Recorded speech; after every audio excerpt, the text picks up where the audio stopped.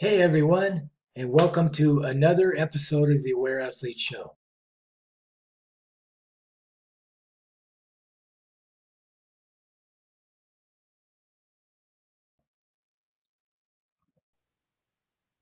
All right. Should I So turn, let's, is this light better off? No, it's behind me. Is this okay? it's perfect. Okay. My light is a little bit harsh. So welcome to the podcast. I'm your host, Scott Forrester, and today we're very happy to have with us ultra running legend, Pam Reed. So Thanks for Pam, having me. yeah, thank you. Thank you for being here today. So, Pam, you have a book. It was out a few years ago called The Extra Mile. Uh, so, in that book, you go back to your origins and how you got started in running. And it's an amazing story because you came from a family that instilled with you that extra mile thing, I think. And Yes. yeah, and you actually got involved in things like gymnastics to start with, Hmm. and tennis and those things. And actually, as I understand it, your experience with tennis and getting fit for tennis is what actually got you into running. Yep, exactly. Yeah. Hmm. And you were involved in the track team early on in your school days. And Yes. that kind of had its ups and downs, didn't it? Yeah, I didn't like it. I've always had a hard time being coached, I guess, listening to people. But it also actually what happened there was it just didn't seem fair, which I've decided that word doesn't belong in the English language anymore because nothing is really fair, right? That's And true. things probably always happen for a reason, but I was it just like I would work really, really hard at a practice. I'd go to every practice. I worked really hard and I might have been a little bit slower, but the girls that didn't come to practice and was that little bit faster, they got to run. So it just didn't seem right to me. So I finally just said, oh, I don't need this anymore. I'd rather be in more control of I can work really hard, but I can put myself wherever that needs be. Yeah. So eventually that led to longer and longer distances because of your work ethic there. You like to be rewarded for being persistent and diligent and consistent. Right. Yeah. Right. So Exactly. right, Exactly. And it feels good to know, like, listen to my own body and my own head of what I want to do and what I can do. And sometimes, when you have a coach, you start relying on that person to tell you who you are, what you are. And sometimes maybe then you're not going to be able to reach what you could reach. I don't know. right, But right. So you've probably so you touched on something really important there. You have had a coach, I think, in your past that has actually benefited you, haven't you? yes, yes, yeah, I did. I had a coach in gymnastics who I really trusted. That's probably the other thing, right? When you have a coach, you really have to trust and believe them. And she was the only one that I would let. That was in gymnastics that she would, you have to trust them to. I mean, to spot you and make sure you're not going to kill yourself. um, so that was really good. That so then I did have somebody I could believe in, but and also tennis. He was a really good coach for me, and I guess I just started really loving running. And what I like about running is, you're kind of by yourself. And as you know, I love to talk to people and I like to be around people, but I am pretty much a loner. So Yeah. I do a lot of things alone. And that's probably why, ultra distance running suits me because you're out there by yourself for a long time. Right, right. You can find yourself absolutely by yourself sometimes. Yes, yes. Yeah. Yeah, So I'm about to do this race in Pinedale, Wyoming, which is about an hour from Jackson, and you're pulling a sled. And I mean, there's only I think 26 people in the 100-mile run, and then there's people in the bike and the ski and stuff. But you are out there by yourself in the middle of nowhere land. So it'll be interesting. Yeah, I've lived in Wyoming a little bit, so Oh, okay. yeah, there's not a lot of people in Wyoming. No, no. I lived in a town of 6,000 people, and that was actually one of the larger towns in Wyoming. Wow. Which one? Where did you live? Well, I lived in Cheyenne and Casper, but I've also lived in Torrington for 4 years, Oh, okay. kind of out in the middle of Nice. nowhere, but it's the gateway to South Dakota, the Mount Rushmore and the Oh, okay. Badlands and Yeah. in the state park there. So Yeah.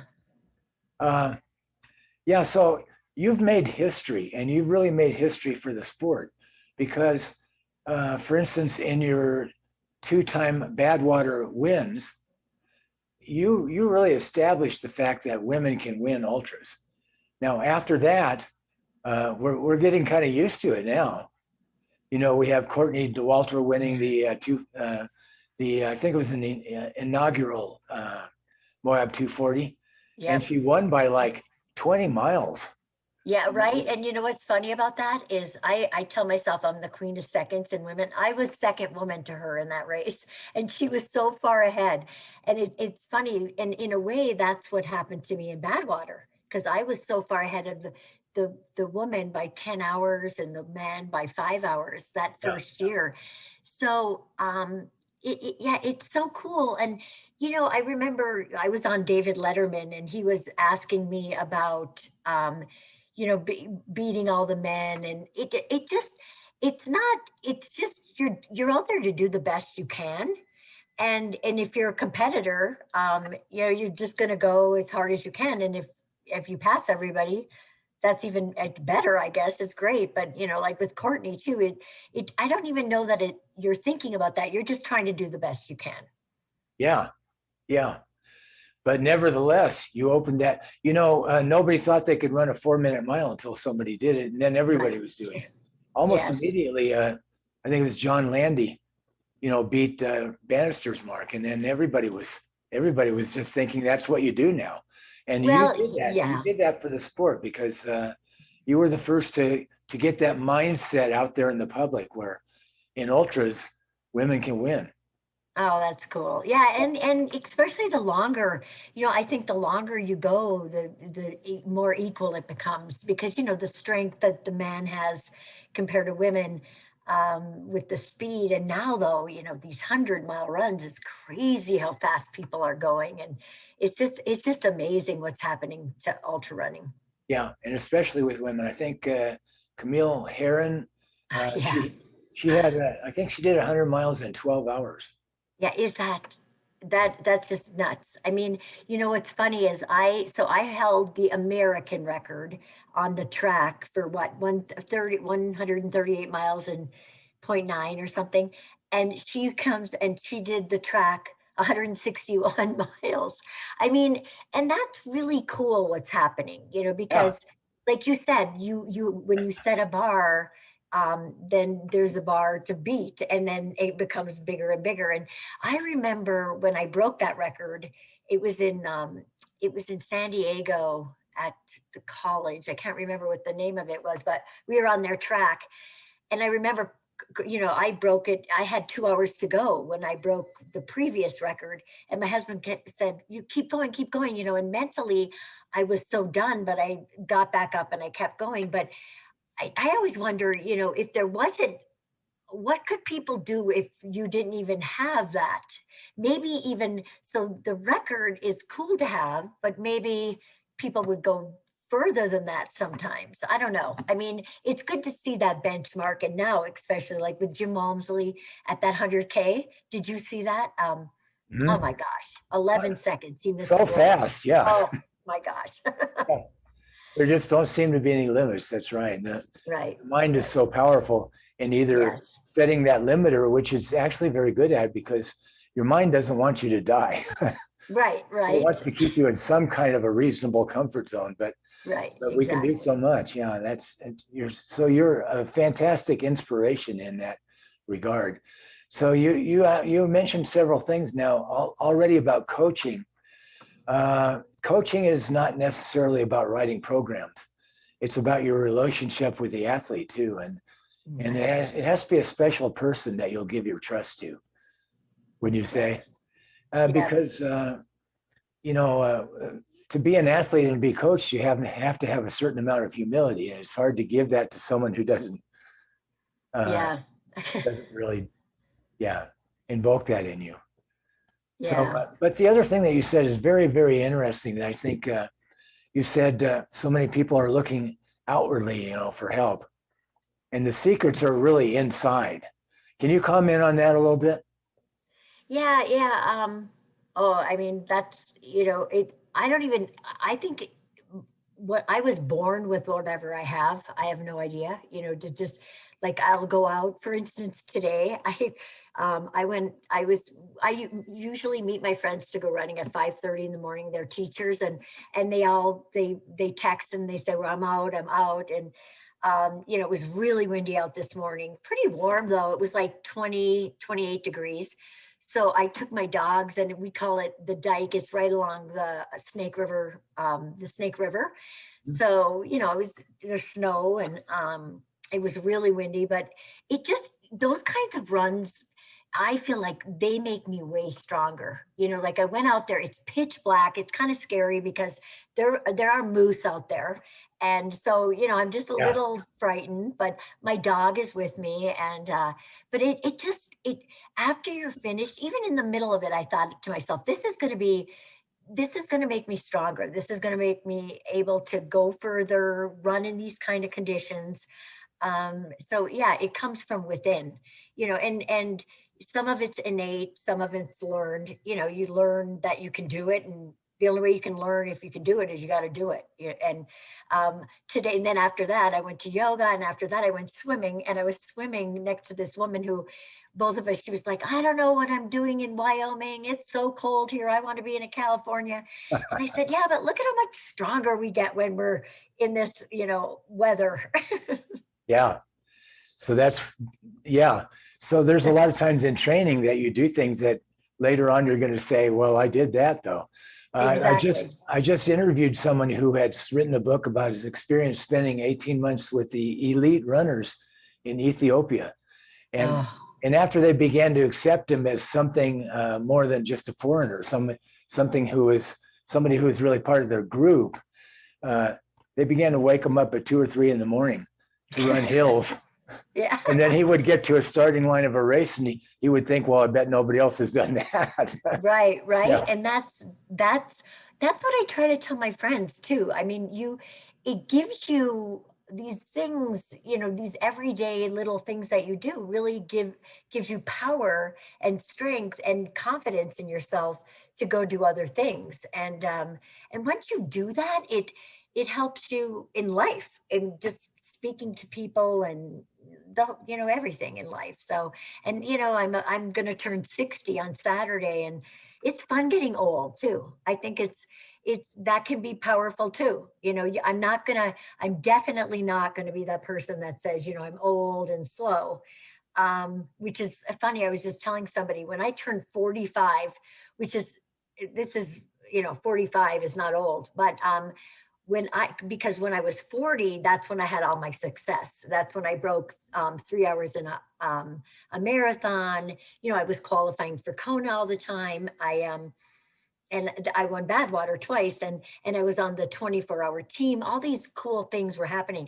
And then I turned 45, and when I turned 45, I tore my hamstring. And I had never gotten injured. And so everything just started coming. So for 5 years, boy, I had a tough time between 45 and 50, where it just was things were piling on, injuries and all this stuff. And as I said, I hadn't been injured really up until then. And since then, I've been injured many times, but I've just learned that, you got to get through it. And I go to yoga, I go swimming. If I can't run, I definitely don't stop. I find other things to do. Yeah, absolutely. I'm a little older than you.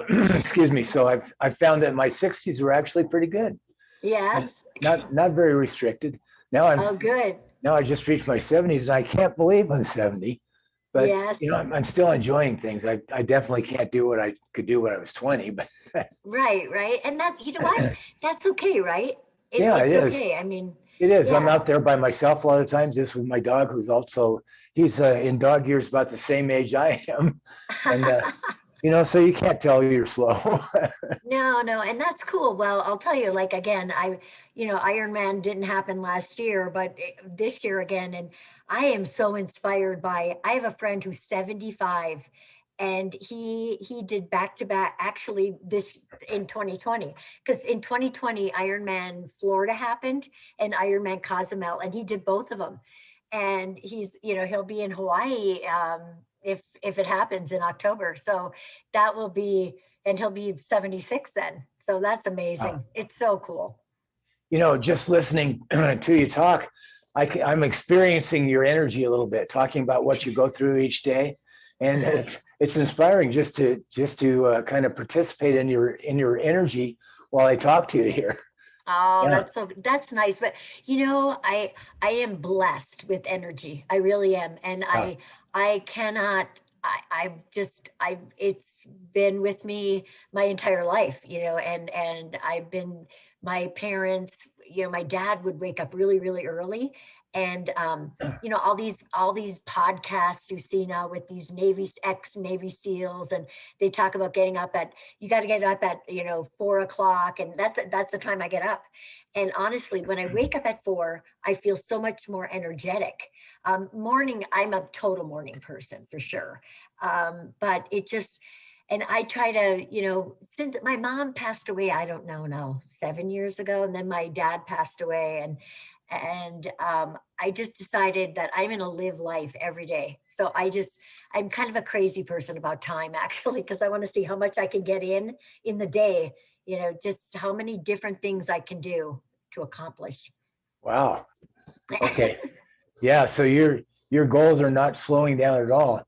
All No. the things that you did that you wrote about in your book, uh, that brings us up to the present a little bit. And I can think about some other things I want to talk about too. But the present, very recently, you just ran your 100th 100-mile or greater event. Right. Yeah. So how did that feel? Oh, it was so much fun. It couldn't have been more perfect. I had my sister was there, a really good friend of mine, Ernie Floyd, who I just met him at a 100-mile run not too long ago, maybe 3-4 years ago at Bighorn. And it's like we've been really good friends ever since. And he helped me a lot with getting to the 100th because last year in 2020 I did 10 100s, and I think 4 were virtual, maybe more than that. But I did some, Bryce Canyon was a real one. Javelina 100 was real. I did Daytona 100. And I did I Am Tough 100. Those were all real hundreds, at the actual 100. And all of them those were tough. And then I did some virtual, but the 100th 100, they were there, and I bought a big cake, and it was at the Grand Masters, which is a really cool event because everybody has to be over 50. And Ah, they make it for people, so they give you 24 hours to do a 50K or a 50 miler, and they give you 48 hours to do a 100 miler, and maybe 40. I can't remember if it but there's a 100K as well.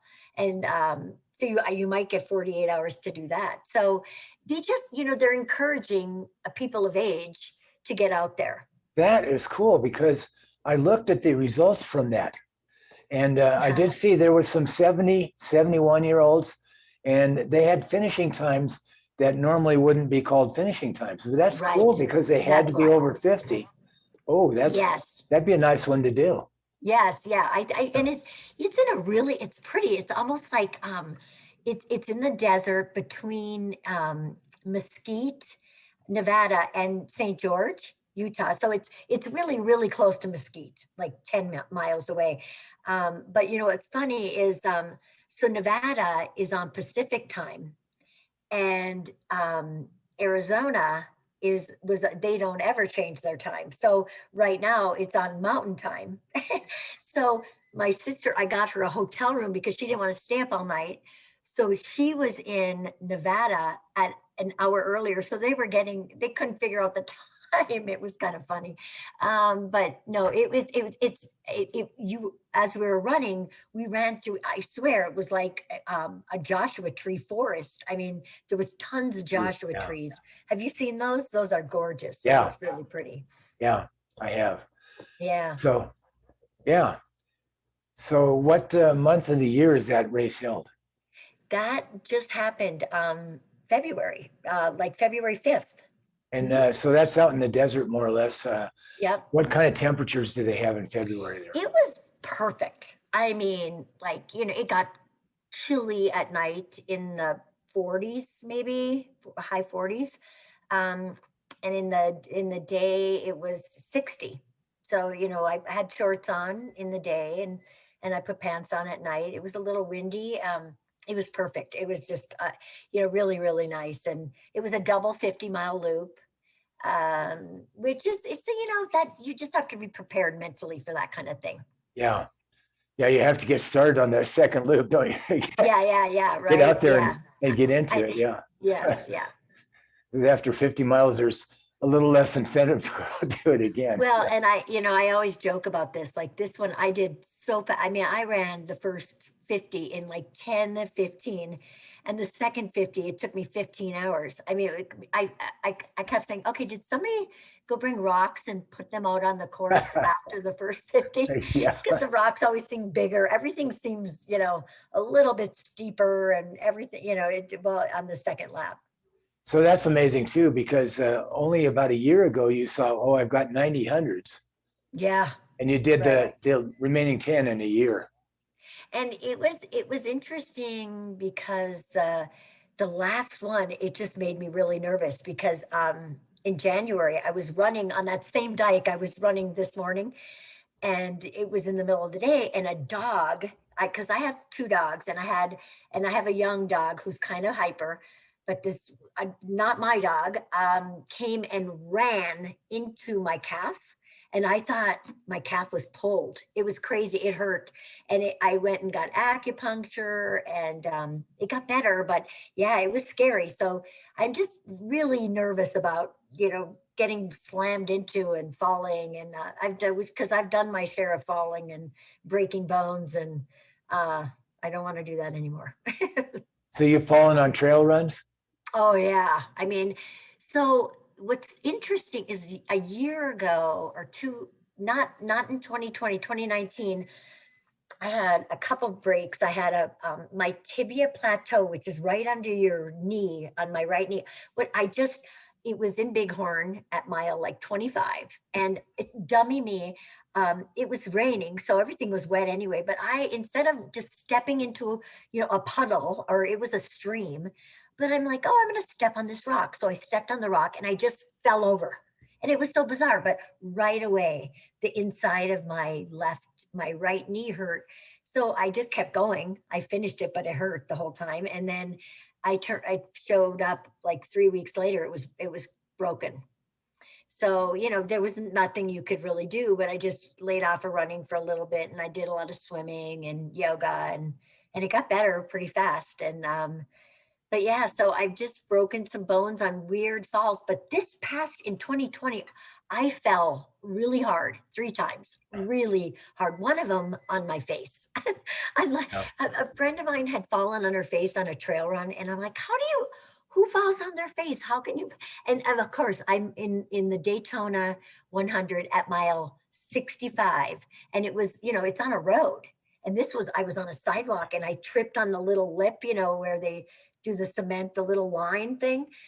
And I landed on my face and on my hand. I thought I broke my hand, and my lip was bleeding. I said, just give me a, I just put a Band-Aid on, and I kept going.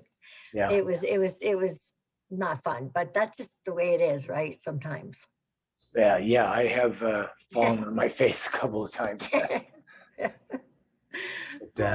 It takes a lot of skill to run those trails, and yeah, right. More dangerous than you think. Yeah. Yes. So now you became rather well known after your Badwater wins, and it is extremely hot there, but you've also done very cold, snowy hundreds. So what a contrast. I mean, can you comment on how big a difference there is between a trail run in the snow and ice and mud and being on extreme heat in Badwater on the pavement? Yeah. Badwater, the really nice thing, and the reason I think I do well, a couple reasons I do well, like at a Badwater, is I like the heat. My body deals with the heat well. Even way back when I was in college, I had a test done, and they took I had a rectal thermometer, and I went into a room. It was 100 degrees and 100% humidity, and they checked my vitals, and my core temperature didn't go up that much. So I must be really efficient in my sweating, right? So I knew that. And also by experimenting, I lived in Tucson for 30 years, and I would go out and run at, 1, 2, 4 o'clock in the afternoon when it was really, really hot. And I trained myself that way too. But, and so Badwater, you have a van with you at all times, and you Yeah. have the ice and the water, and it's right there. So when I experienced that, being able to, not I'm not carrying anything because I'm a wimp. And that's kind of why I like to do the winter ones, because you got to carry everything with you. So that's a huge difference. But you don't have anything there. So I mean, it's right across the street. So you can just get, ice and whatever you need and your food, and you can eat really often, which I find the more often and little bits that I eat or drink, it I tend to do way better that way. So like even on that, that track run, I do better because I ate or drank something every quarter mile. And my husband was helping. He's like, "You're eating a lot, but it was really beneficial, because Yeah. what I do in trail running a lot is I wait way too long. Even now, when I know better, right? I know better, but I wait too long to start eating, and then it can be an issue. Yeah. But the cool thing about the cold is that um, you have everything with you, so you have to be prepared. So you really have to think about it, and that gives you, again, it gives you control, it gives you power. You know what you have. The tough thing about cold is you have to take your gloves off to get that food. Yeah. So what I learned is I keep food on my body. So I'll keep a sandwich. I have like a little pack that has a front that I could put the sandwich in, or muffin or whatever you have. Um, so that is the difference. And yeah, it's totally different. But again, I grew up in the Upper Peninsula of Michigan, so it was freezing cold. Oh, yeah. So I grew up in that environment, and then I lived in warm, but the desert in the winter, it's not really that warm. It's funny because the sun is warm, but it can get cold too. But it's not cold like, 100, it was what, 30, 32 below or something in International Falls. Ooh. That was really cold. And so, and in both of those, cold and hot, what I find is you you cannot make a big deal about it. Don't, like, don't talk about it out loud about the temperature or the conditions. Don't give it a voice. Just keep going and don't worry about it. And it is what it is, and you move forward. And like even today outside, it was just dumping snow, and all of a sudden the sun's out. So that happens. And in Badwater, all of a sudden it would get really windy, which is kind of good, because when you put water on your body and the wind comes, it cools you down. Yeah. Yeah. So you have to be extremely experienced and ready for each of those conditions. But Yes, then, yeah. even though you try not to give it a voice, do you find that both of those can affect your emotional state? Oh, definitely. And you, again, I'm talking to myself all the time. I was on Trail Runner Nation podcast, and we were talking about extremes, running in extremes. And it's definitely a problem with me is I get negative. I definitely get negative. And so I have to pull myself out of that. And it's hard sometimes, you just start going down, down, down. And I keep on trying to remind myself how grateful I am. I mean, it's amazing that I have the energy I have the body I have that can go out and do this. So I have to keep reminding myself how lucky I am to be able to be out there. So yeah, and the other thing I do a lot of is visualizing. So before I get to it, like for instance, it's called the Drift, this winter run coming up. I have done that race over and over in my head. I do that in yoga or when I'm running. Like today, I when it was really windy, I just try to visualize being in the event and in these conditions and what I'm going to do and what I have. And yeah, so that it just, you already have done it before you get there. Yeah, so you don't just visualize getting through the race and maybe placing or that type of thing, but you visualize the actual conditions Oh and yeah. kind of the worst case scenarios. And do you visualize your emotions? Interesting. No, but now I will. um, I just that's a good thing. Like, yeah, well, I guess I have to say, my husband and I were on we went on this, it was supposed to be just like an easy cross country ski thing, but it turned into a loop course. And we had to go over some hot springs. It was in Yellowstone. And he sometimes, he ended up like getting in the water and having to get, come back out, and he had to take his ski off, and then he couldn't get his ski back on. And he was getting more and more upset. And I found myself being really, really calm.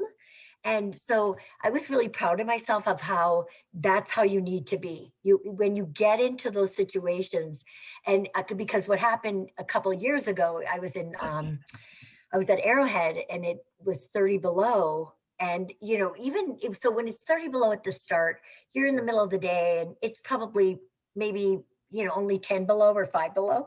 And so I had taken a jacket off and I had to put that jacket back on. And a snowmobile came up and said, "Are you okay?" And I said, "Oh, yeah, I'm fine." And he left. And right at that moment, I thought, I got to get this jacket back on. And so I had to take my gloves off and I could not get the zipper. And I yeah. was starting to panic. Oh Like yeah. I could not zip my zipper. And then I just had to relax. When you relax, in many cases, like when I'm swimming in the Ironman, sometimes, you start panicking if somebody kicks you, or I find myself, okay, just relax. And then you can calm down and then you can go on. So it happens in many different things. Oh, sorry about that. It happens in many different aspects. Yeah. So yeah, so it's the thing of when you're not relaxed, you're kind of fighting yourself. But Exactly. when you come to that point of it is what it is, or even I want to be out here. I'm glad I'm Yes. doing this. Yes. I'm thankful that I am even in a position to do well in this. And then Exactly. Right. Hmm. I'm out with all these other great athletes, and here I am. Yes. Hmm. And Exactly. And I try to look at um, the beauty of it, being out in the winter, or I mean, Badwater. I just think Badwater is gorgeous. I think it's such a unique, beautiful, and at night, oh my gosh, it's so you can see all these stars. It's such a special place. And in the middle of the winter, being out all by yourself, like in the one in International Falls, there's wolves out there and you could see the wolf track. And so I was just talking to myself. I'm like, okay, I'm going to watch these wolf tracks and see where they go. And like they would go off to the side and I'm like, okay, good. They're off the trail now. yeah, And so, but so just not even like a week, last week I ran the Grand Canyon, and I was supposed to do rim to rim to rim. And then there was the friends of our mine that were there, and we were just going to meet up at Phantom Ranch. So anyway, I left at 5:30 in the morning all by myself, and it had snowed a foot and a half. Ooh. And I've been there about 5 times, and I went to Bright Angel Trail and I couldn't find it. I'm in my headlamp and nobody's out, 0 people. And finally I see it and it says Bright Angel Trail, and it's all snow covered and it's freaky. It's pitch black and you can feel the hole. You can feel the canyon. Um, but so I start running, and as I'm running down, I didn't see not one person on the whole way down 8 miles. I'm going down and I'm hugging the inside, but there had been um, deer tracks, and the deer tracks would just go over the canyon. And I never saw a deer, but I only saw the tracks, and they were new tracks because you could see. It was neat though. But it's just and then the sun and it got light out and the sun came out and it turned out to a beautiful day. But I only went to Phantom Ranch, and then I went up Kaibab, and then up. So as I was going up Kaibab, I was talking to people and they said, yeah, you can get on, because they have shuttles like up all the way across the top of the South Rim. And I said, no, I cheated already. I was supposed to go all the way across and I didn't do it. So it was 5 miles from Kaibab to my car, which is right by Bright Angel Trailhead. But I would recommend anybody to go there. Have you been there? Have you been to the Grand Canyon?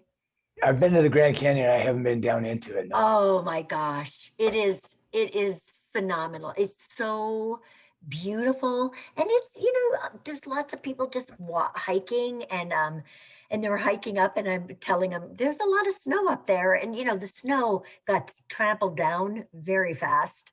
It was fine, it was fine, but it gets muddy and you get a little wet. Oh well.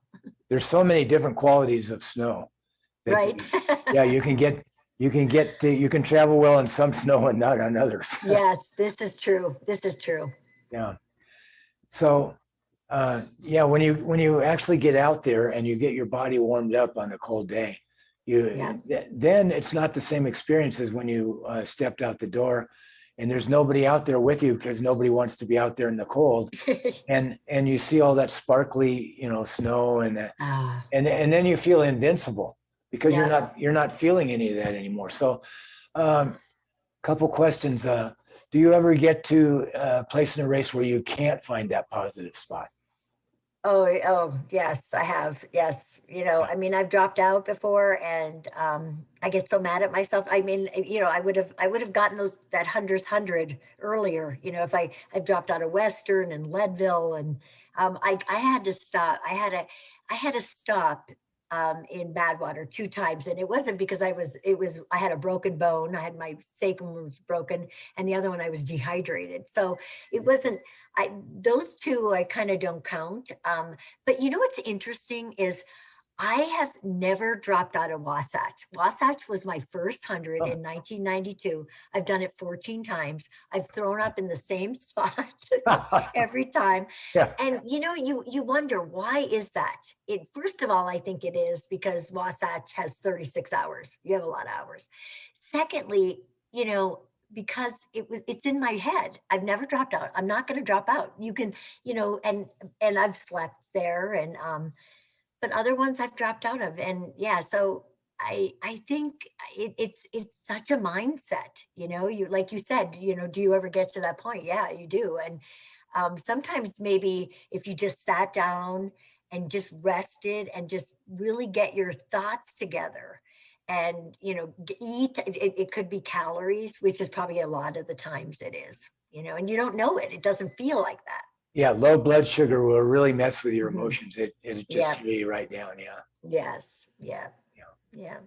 So another thing is you were talking about these inner resources, and you've done so much. You have an outstanding metabolism and great energy, but you've also, you've dealt with some injuries, but you've kept yourself from getting injured a lot. So a lot of people don't have a real good understanding of their bodies, and they don't so much own their movement.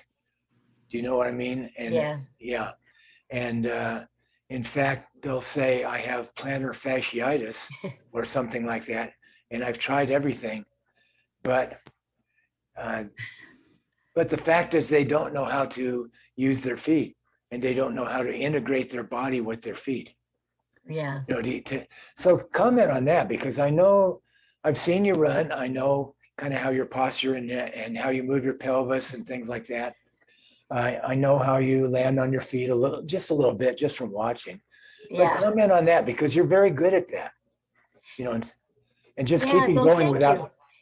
Yeah, well, actually just today at the pool, there's a young guy, he's like 24, and he's doing ultras and he keeps getting injured, Yeah. and then he backs off and then he does it again. And so one thing that I learned really early on is I really do listen to my body. Like when I've done for a marathon, for instance, you're pushing really hard, and all of a sudden you feel like your hip flex, my hip flex would get really, really tight. Yeah. So what I do is I take my brain and my breathing, and I take it to that spot. So I breathe into my hip flex, Yeah. so I've learned that, and I learned that a long time ago, where like my feet, are you kidding? Oh, my feet, they just kill sometimes. And so like while I'm running, I'll just spread out my toes and I'll step down differently, or I just tweak it a little bit to get that pain away. Yeah. I mean, it happens all the time, and I'll have like my knee will start hurting and then it'll go away. And then my back hurts and it'll go away. So, yeah. And when people say they have these injuries, I don't know. And if people use the word like, oh, I tore a muscle, and I'm like, no, you know what? You'll know when you tore a muscle. I tore my hamstring. I knew it. I couldn't walk. Okay. I felt like I was floored. I just fell to the ground, and it turns black and you can't walk. And so they use these terms when they're not the real term. But the other thing I've done is, like, when I tore my hamstring, I went to an orthopedic surgeon guy. And at the time I had heard about PRP, and where you take your blood out and spin it, and he did it right away. He did it 2 days later. And I'm telling you, it totally helped me. So I'm on top of this stuff. I'm right away on top of it. Like I go immediately to get help. Like I do acupuncture, chiropractic, ART, what that is, active release therapy, Yeah. massage. I do it all. And I'm not, somebody just told me yesterday about, how, because a lot of people, we have groin, right? Our groins hurt. And this woman said she's been getting dry needling in her groin. I'm like, oh, that just sounds terrible. But if that happens to me again, I would totally do that. You've got to go through pain to get through pain, and sometimes in therapy, or I have people walk on me. When I go and get massage, and I do whatever it takes to keep me going. Yeah, you do. And you're able to make changes on the fly. And that's extremely powerful. Instead of just keep doing the same thing. Right. Yeah, you're able to make. A lot of times with injuries, people their injury will move around a little bit. Not what you're talking about. You're just talking about extreme fatigue and ultra running. Right. But their injury will move around a little bit. It's because they don't get necessarily, they don't get enough improvement in what they're doing to just eliminate it. But they change something a little bit, and so it moves around a little bit. So that shows that we have the ability to be so self-aware that we can change things. Well, and I've heard, actually, some of the doctors have said, if your pain is moving in a way, that's kind of good, because, it's improving somewhere, so, I don't know. I just, because I'm so determined that I'm going to get out the door, because that is mentally for me too. I've got to get out the door because I cannot sit around. I can't stand it. So I'm going to, if I can't do one activity, I'm going to find another activity to do outside, because I love being outside. Yeah. So if I, when I had a stress fracture in my foot, I could skate ski still. So that was cool. So and so I look for something else, or swimming, or running in the water, whatever it is. So yeah, so we love nature, and most of us can, we can, even if we can't do very much, we can go outside, Yes, and we can let that sunlight enter our eyes, and right. it enters our personalities too. I mean, sunlight is so healing, and Yes, it is. we can be around the trees, and we can breathe that. Well, I'm fortunate to live in Oregon. You live in Wyoming. Yeah, We're in yeah. Jackson, and we've got good air to breathe. Right? Oh my God. When you Yeah. say that, yeah, you come here to Jackson, and I really notice the difference in the air quality. It's Oh yeah. amazing. Yeah, right. And I've heard other people talk about like you just said, the trees. So you can get energy from the trees and energy from the sun, and it just feels so good. And if you let it in, and even by talking about it, it's such a cool feeling. Yeah. So it is, the outdoors is the way. I have to be outside. I love it. Yeah, no, that's fantastic because you're familiar with Mark Allen, of course, Yes. a six-time winner of the Ironman, and he worked with a Huichol Indian shaman, Brant Secunda, and that is actually a belief that those Indians have, is that you get strength from nature, and that Really? Okay. and they even told him, cry out to nature, cry out to the island when you're running Uh-huh. that race, and the island will strengthen you. And so in that way, it's a very positive belief. But well, you're talking about sunlight, getting energy from the sunlight. You actually literally physically get energy from that sunlight too, the vitamin Yes. D and the Yes. yeah. Right. So it's a pretty fantastic thing being out there in nature. But then the other thing you did there is so awesome, is that whenever something is not perfect, maybe you can't run because of this or that, you find something else to do. So you are in the moment of what your reality is, but you don't let it stop you. You still Right. live No. you still live a great life. Yeah. Well, you know what? When my dad passed away, I don't know, 4 years ago or something, and he had lung cancer, and he inherited that from my mother, who was a smoker. My dad wasn't a smoker, but anyway, he was 84. He I just told him, Dad, you got keep moving until you can't. So he was swam in the mornings, and he rode a bike, and then all of a sudden, he couldn't do it anymore. But the last 2 weeks of that guy's life, he still was able to get up. He sat. He was able to play cribbage. He'd sit down, and little by little, when he was dying, but he was just an amazing man. Because can you imagine knowing he knew he was going to die, and you're just sitting there waiting to die, but he just, he didn't complain about it. And I'm sure I inherited that from him. He was 100% Finnish, and there's that word sisu in Finnish, and sisu is like strength, and determination. And I just feel like I've just been innate with that. And so I've just been gifted with that. So I'm so fortunate. Yeah. So you had a lot of family influence. You even had a grandfather that walked 300 miles Yeah, once. So I yeah. know. Yeah. Yes, yes. And that's, so it's interesting, but I guess it gives, because I don't understand people who sit on a chair or sit on the couch, or that's just, I am so blessed not to be able to have the energy I have. And I just keep going, and I'm going to do that until the end. That's for sure for me. Yeah. That makes an awesome life if you keep enjoying it until Right? till the end. Yeah. Yes. So, what is the hardest thing that you've done, or maybe the most rewarding thing that you've done? I think the most rewarding was,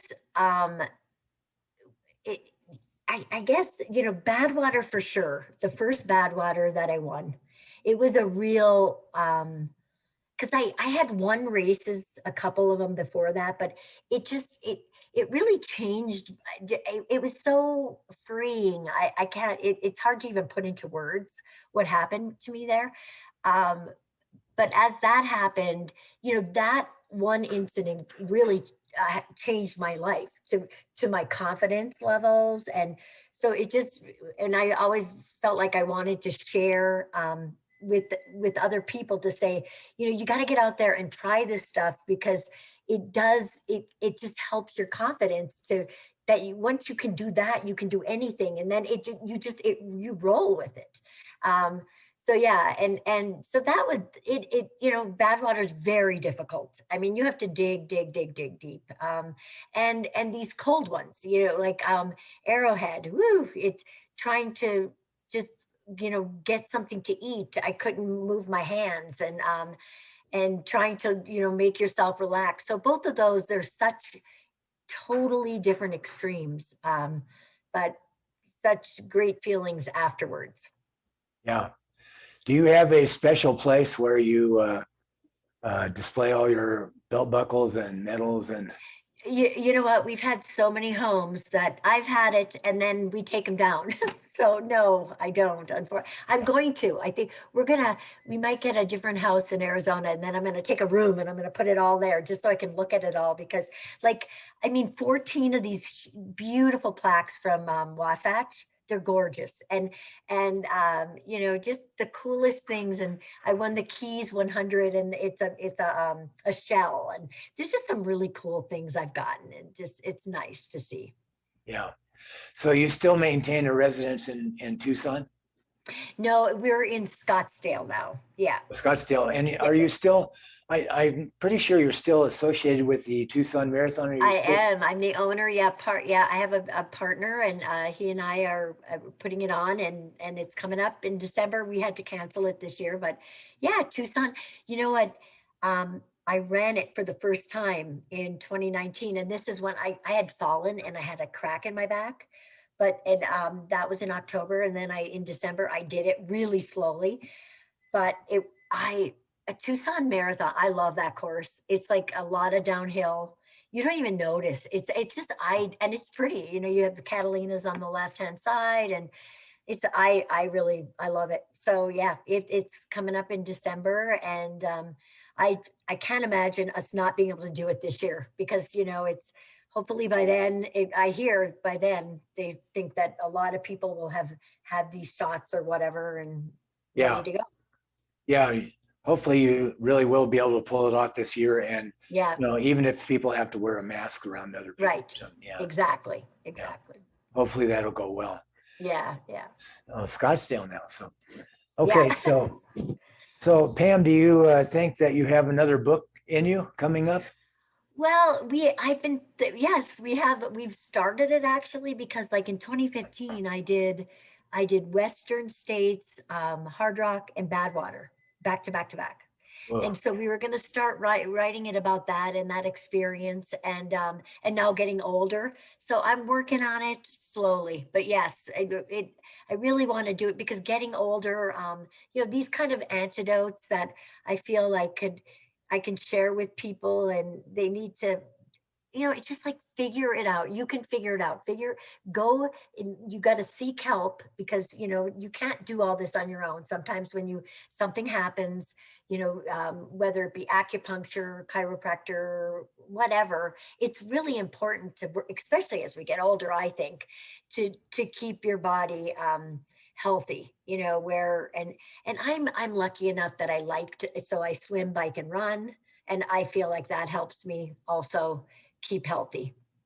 yeah, I do. Mixing those activities is really beneficial, I think, Yes. if you like to do all of those. Right Oh, and now, hot yoga has really helped me.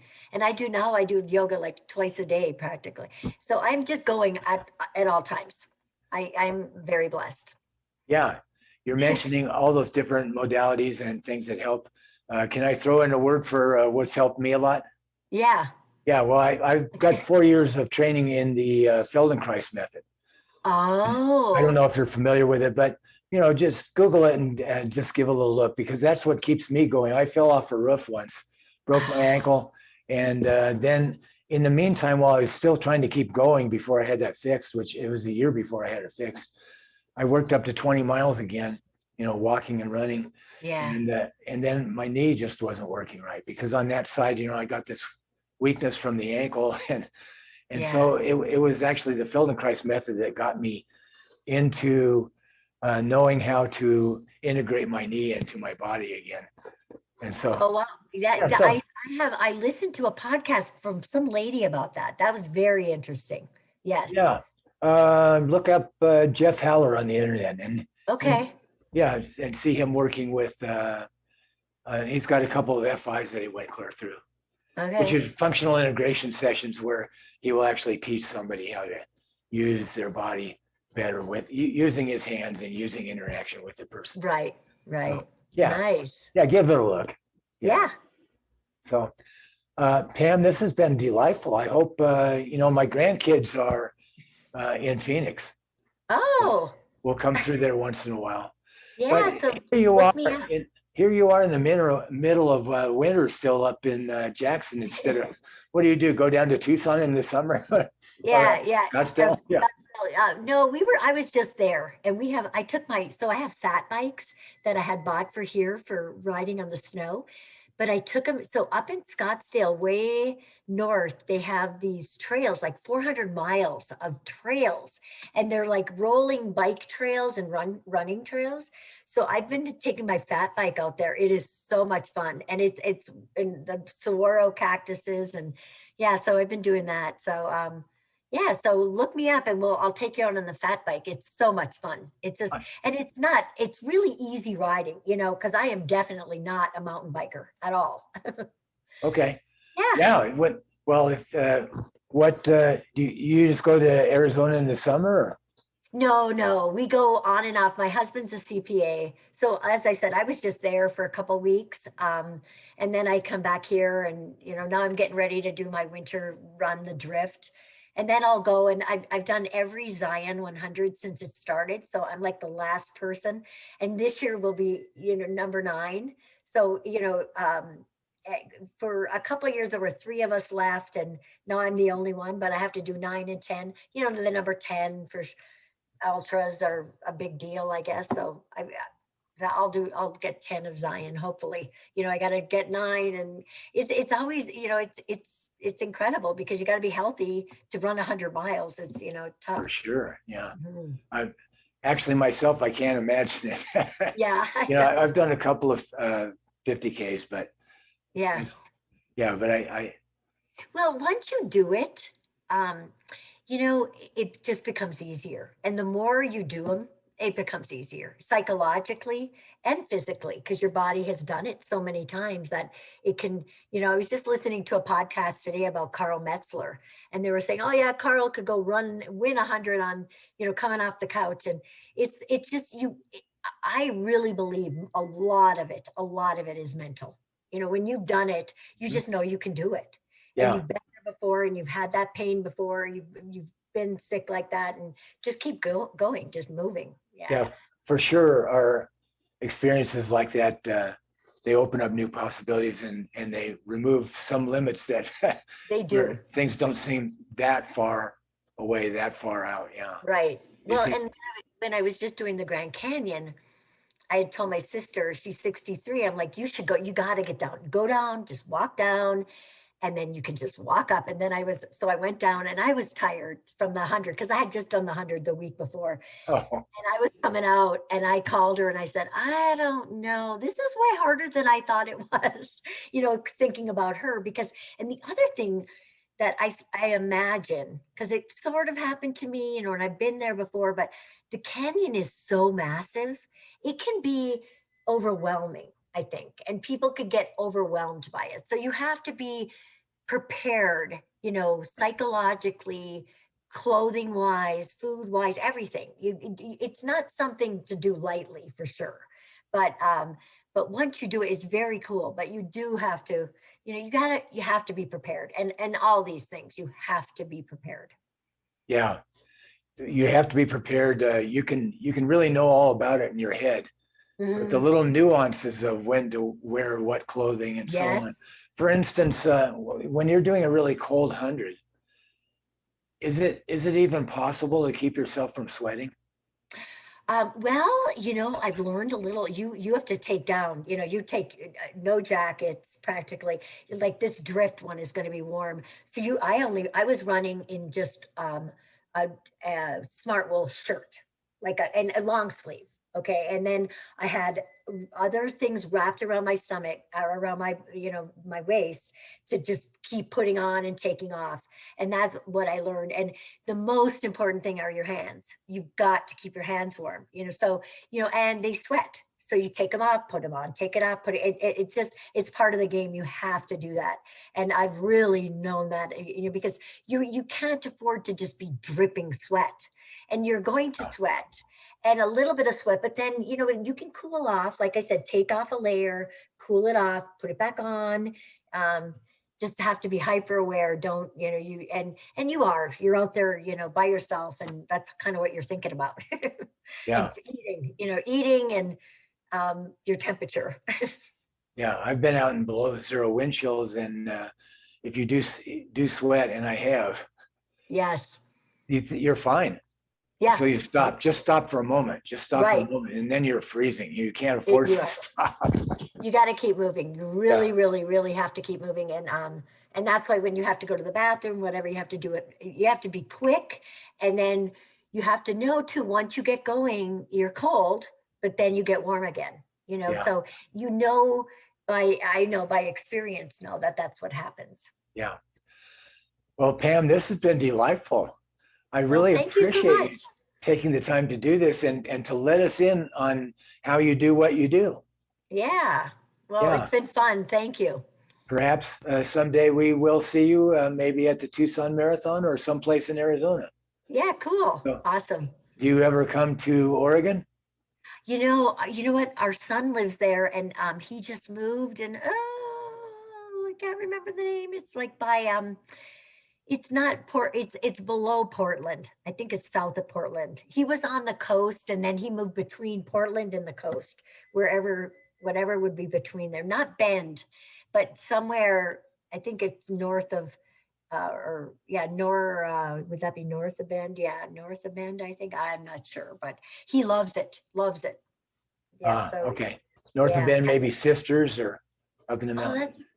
that sounds something I cannot remember, but they love it. Both of them are they are scientists, like in actually outdoors. Their degree is our son works with bears and animals. So he works for Oh, the yeah. government. Yeah. And So then Bend is on the east side of the Cascades, and Portland. is And on, oh, so he must be, yeah, I wonder. I've got to look at that. I don't know. And unfortunately we have not been there to visit him. I'm too much over here in the really freezing cold and the nice and warm. But yeah. we'll have to go do a race. He did 100 in Oregon. What do you know what a really good mountain one. It was called Mountain. Um Mountain States, or I can't remember. No, it wasn't. I Oh, can't geez. remember. Yeah, I'm not sure what that would But it be. was a real runnable. He did really well. So, I, and he's, I do yeah. have somebody I know who is 90 years old who is going to do the Portland Marathon. No way. And he says, you might have heard of him. His name is Lou Hollander, and he Yes. did Oh the my gosh.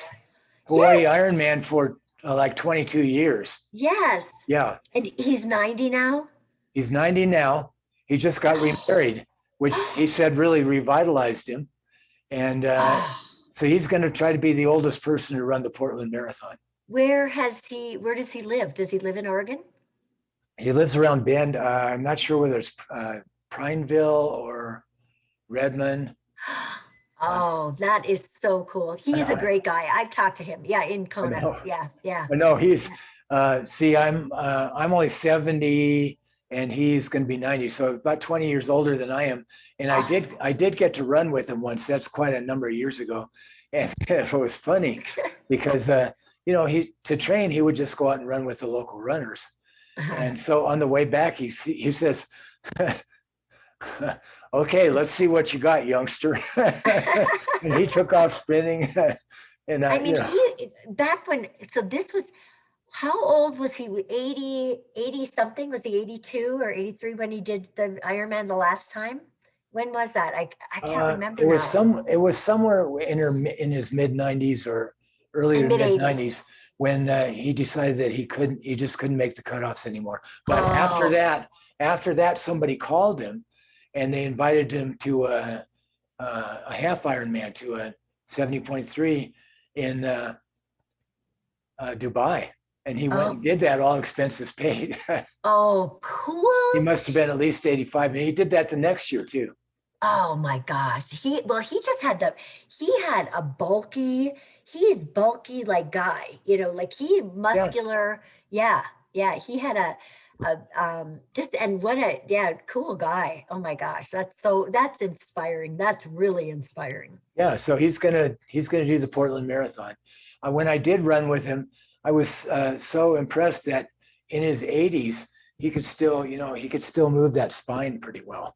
Yeah. And when Yeah. he ran, yeah, he could still do it. Yeah. Wow. That's so cool. That's Yeah. just fun to hear. Okay. Well, Pam, thank you so much for putting in the time to share your story here today. Sure. Thanks for having me. Yeah. Okay. I'm going to See go ya. ahead. I'm going to go ahead and